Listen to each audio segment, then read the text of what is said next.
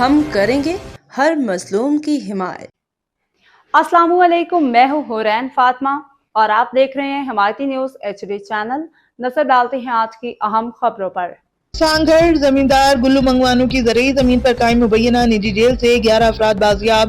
Additional session جج سانگھڑ غلام مرتضی بلوچ کے حکم پر منگلی پولیس نے ہیرو بیل خاندان کے 11 افراد کو بازیاب کرایا۔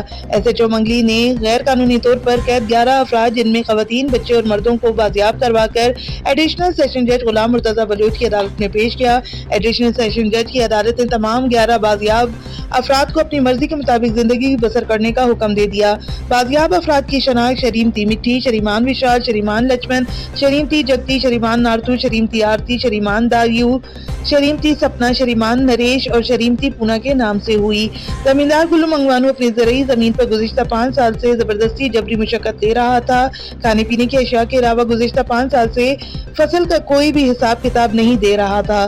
ہیرو بیل نے اپنے خاندان کی زمیندار گلو منگوانو کی زرعی زمین سے بحفاظت بازیاب کروانے کی درخواست ڈسٹرکٹ اینڈ سیشن جج کی عدالت میں جمع کروائی تھی۔